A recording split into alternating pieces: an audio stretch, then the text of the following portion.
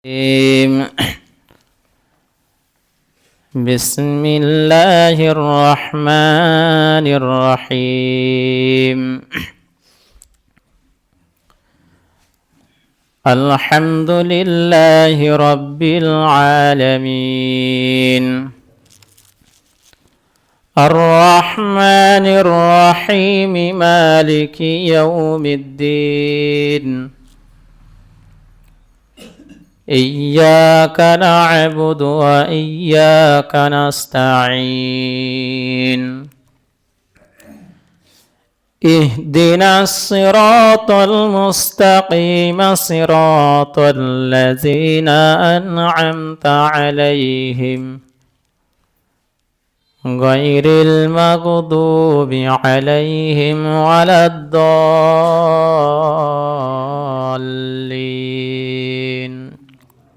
آمين. بسم الله الرحمن الرحيم يا أيها الذين آمنوا كتب عليكم الصيام كما كتب على الذين من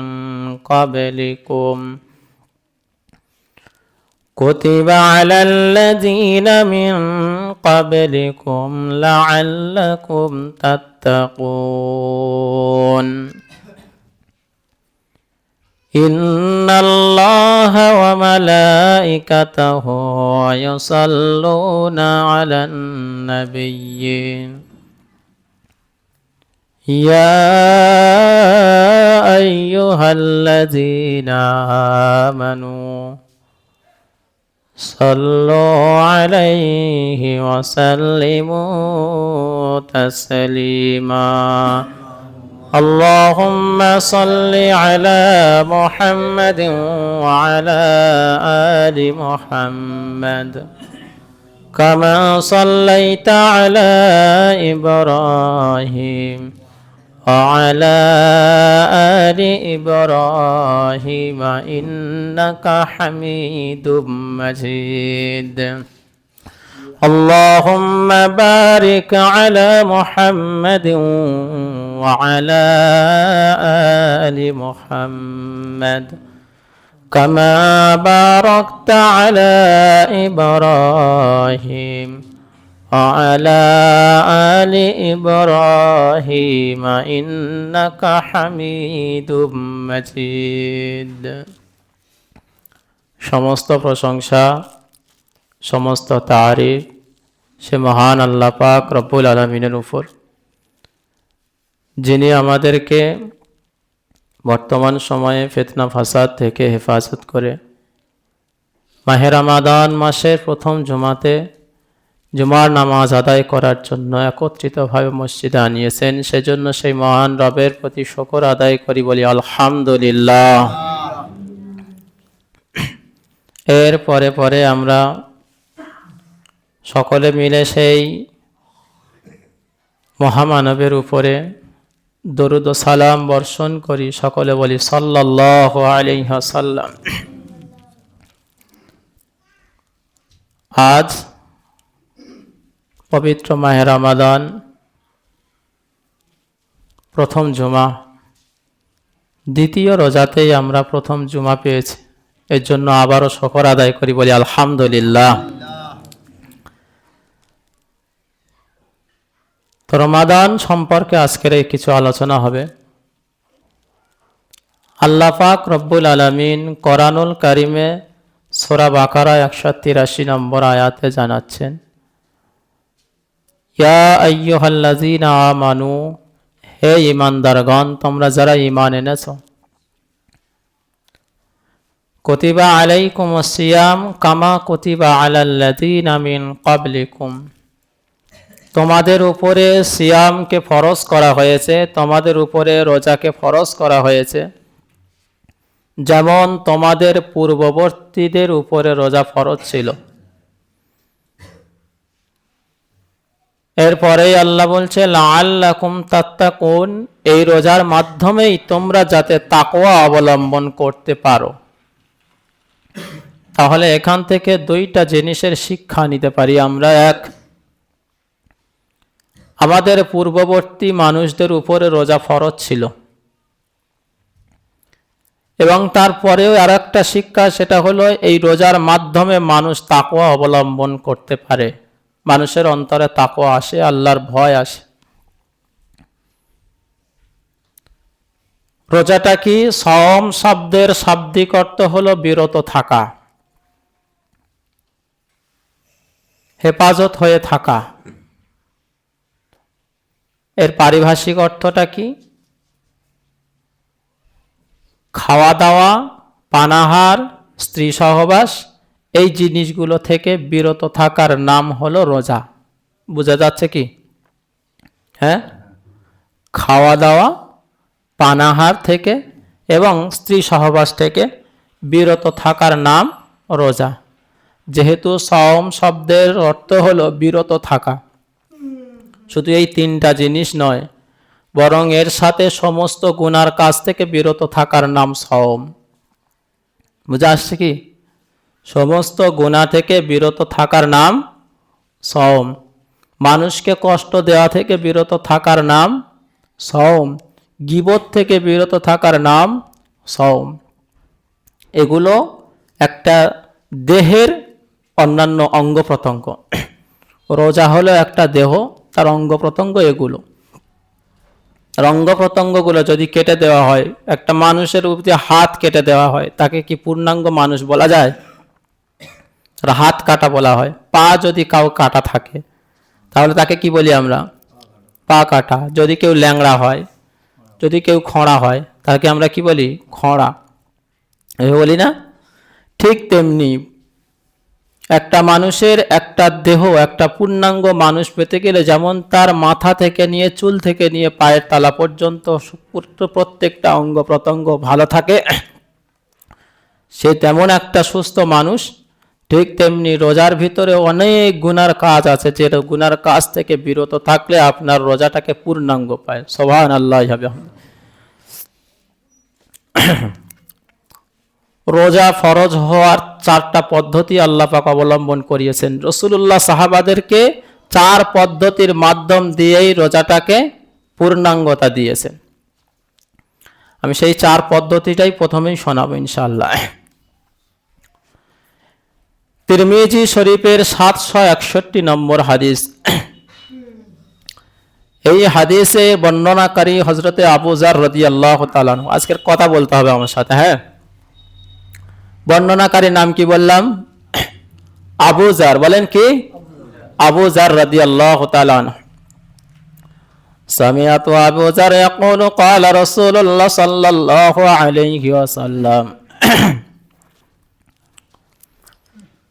আবু যার রাদিয়াল্লাহু তাআলা আনহু বলেন, রাসূলুল্লাহ সাল্লাল্লাহু আলাইহি ওয়াসাল্লামের কাছ থেকে শুনেছি, নবীজি আমাকে ডাক দিয়ে বলেন, ইয়া আবু যার, হে আবু যার, ইজা সুমতা মিনাশ শাহরি সালাসাতা আইয়ামিন ফাসুম, তুমি যদি প্রত্যেকটা মাসে 3 দিন রোজা রাখতে চাও, তাহলে তুমি সালাসাতা আশরা ওয়া আরবা আশরা ওয়া খামসা আশরা, তুমি প্রত্যেকটা মাসের 13 তারিখ, 14 তারিখ, 15 তারিখে রোজা রাখবে। অপর বর্ণনায় নবীজি সাল্লাল্লাহু আলাইহি ওয়াসাল্লাম বলেন, মান সামা সালাসাতা আইয়ামিন মিন কুল্লি শাহরিন কানা কামান সামাদ দাহার। নবীজি বলেন, যেই ব্যক্তি প্রতি মাসে 3টা রোজা রাখে, সে যেন সারা বছরের রোজা রেখে দেয়। তাহলে 3টা রোজা রাখবেন তো সারা বছরে, পূর্ণাঙ্গ বছর, একটা বছরে প্রত্যেকটা দিন রোজা রাখার সওয়াব পাবে। বুঝে আসে? তাহলে এটা হলো প্রথম ধাপ, রোজার একদম প্রথম স্টেজ। দ্বিতীয় ধাপ হলো আশুরার রোজা রাখা, যেটাকে আমরা বলা হয় মুহররমের 10 তারিখের রোজা। এরপরে আম্মা জান আয়েশা সিদ্দিকা রাদিয়াল্লাহু তাআলা আনহা হাদিস বর্ণনা করছেন। বুখারী শরীফের 2002 নম্বর হাদিস। এই হাদিসে আম্মা জান আয়েশা সিদ্দিকা রাদিয়াল্লাহু তাআলা আনহা বর্ণনা করেন, কানা ইয়াউমুন আশুরা তাসুমুহু কুরাইশুন ফিল জাহিলিয়া জাহেলিয়াতের সময় কুরাইশগণ আশুরার রোজা রাখতেন। ওয়াকানা রাসূলুল্লাহ সাল্লাল্লাহু আলাইহি ওয়াসাল্লাম ইয়াসুমুহু, জাহেলিয়াতের সময় কুরাইশগণ যে রোজা রাখতো রাসূলুল্লাহ সাল্লাল্লাহু আলাইহি ওয়াসাল্লাম সেই রোজা রাখতেন। তার মানে কি, আশুরার রোজা, মুহররমের 10 তারিখের এই রোজা রাখতেন। ফালাম্মা কাদিমাল মাদিনাতা সামাহু, অতঃপর নবীজি যখন মদিনায় আগমন করলেন, মদিনায় তিনি রোজা রাখতে শুরু করলেন। অতঃপর আমার বিসিয়ামিহি, অতঃপর সাহাবাদেরকে আদেশ করলেন, ও সাহাবারা তোমরা ওই দিনে রোজা রাখো। ফালাম্মা ফরিদা রমাদান, এরপরে রমাদান মাসের রোজা ফরজ হয়ে যায়। তাহলে আশুরার রোজা রাখা অবস্থা, নবীজির আশুরার রোজা রাখতেন, এরপরেও রমাদানের রোজা ফরজ হয়ে যায়। এরপরে রাসূলুল্লাহ বলেন তারাকা ইয়াউমা আশুরা, এরপরে নবীজি আশুরা রোজাকে ছেড়ে দিলেন, আর রাখলেন না। আশুরা রোজা মানে কোন রোজা বলেন তো? মুহররমের 10 তারিখের আশুরার রোজা রাসূলুল্লাহ এই রোজা রাখতেন। তারপরে যখন রমাদানের ফরজ রোজা এসে গেল, সাথে সাথে রাসূলুল্লাহ আশুরা রোজাকে ছাড়লেন।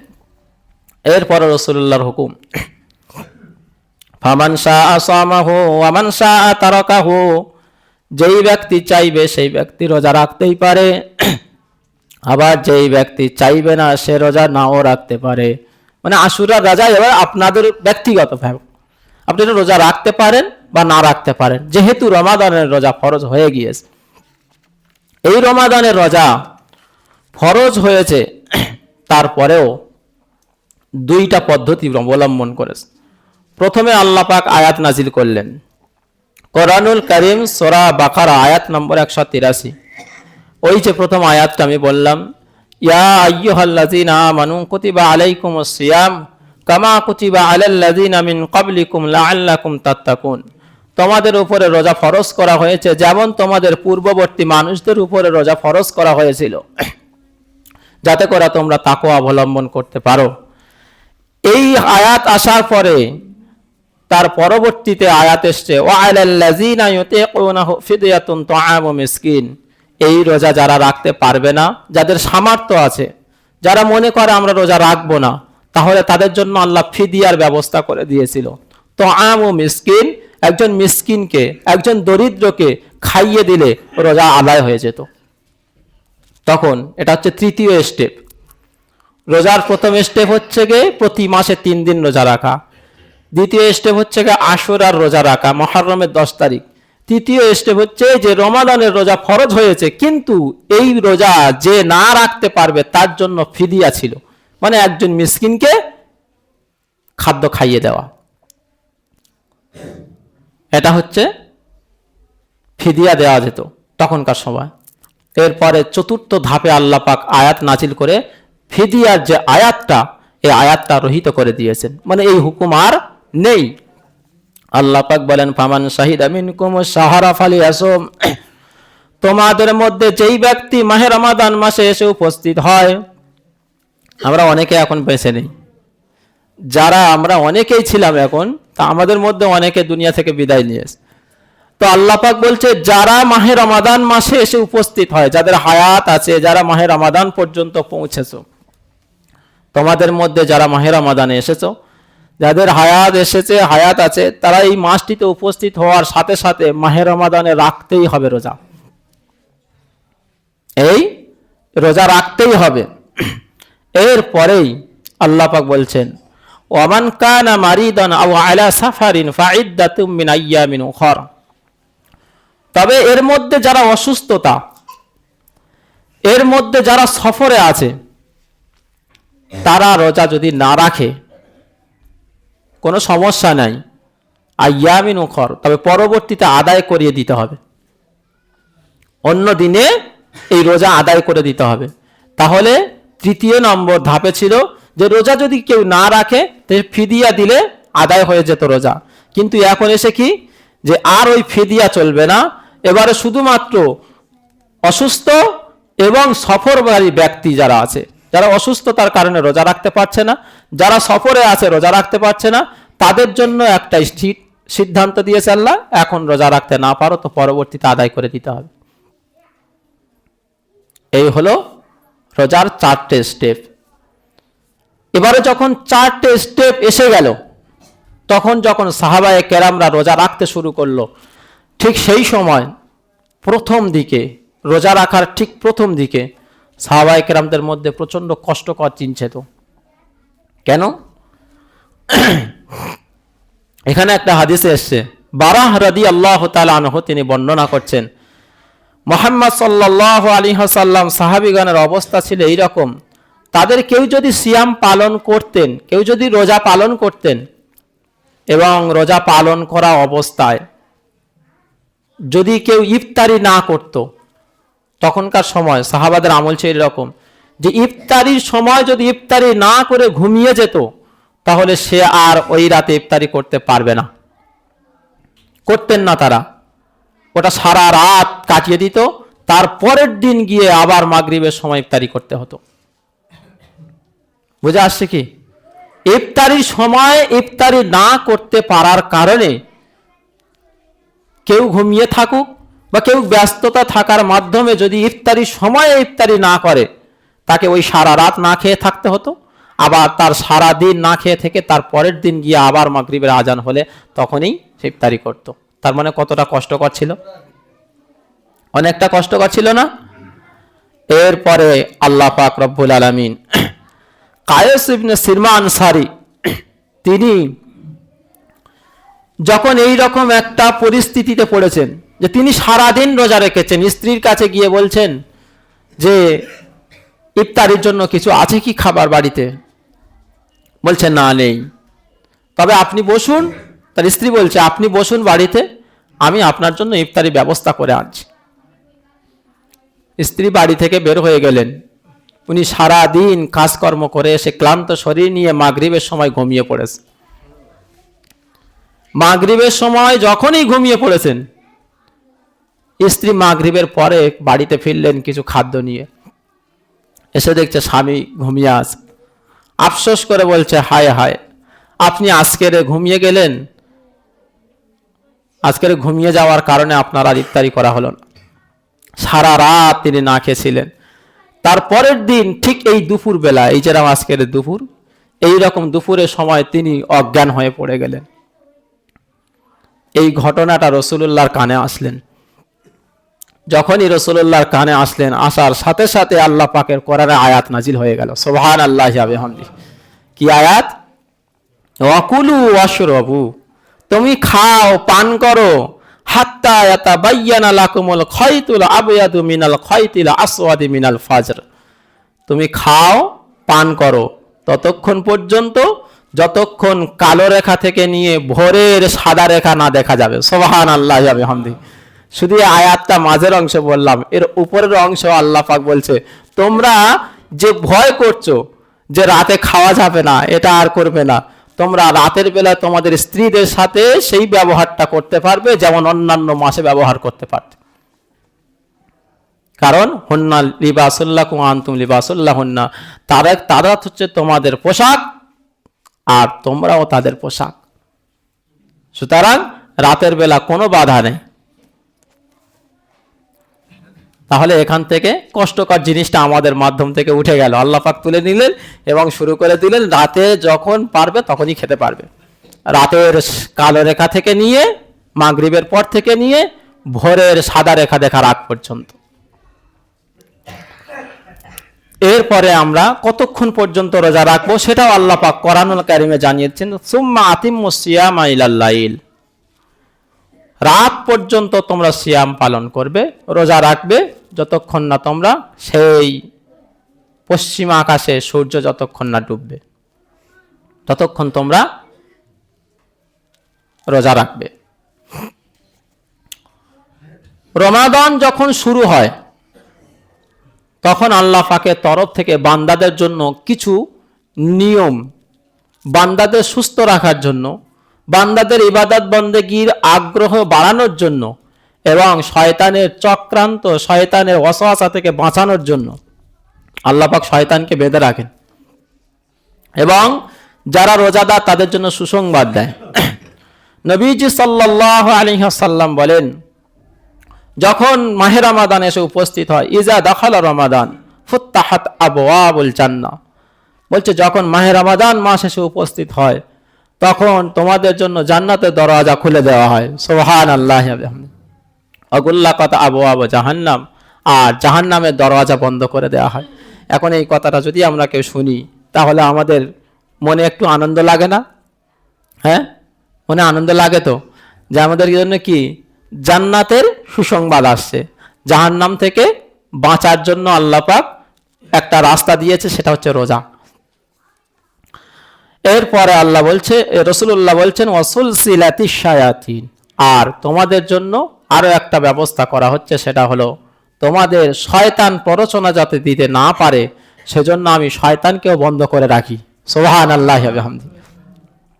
তাহলে আল্লাহ পাক আমাদের জন্য সংবাদ দিয়েছেন জান্নাতের, আর জাহান্নাম থেকে মুক্তি, শয়তানের প্ররোচনা থেকে আমাদের মুক্তি দেওয়ার জন্য আল্লাহ পাক তিনটে ব্যবস্থা করেছেন। এখন আমরা আসি, তাহলে মাহে রমাদান মাসে এত ঝগড়া, এত গন্ডগোল, এত মারামারি, এত গালাগালি, এত ফাঁসেকি, এত নোংরামো কাজ হয় কি করে? সুস্থ শরীর থাকার পরে ও রোজা রাখে না কেন জানেন?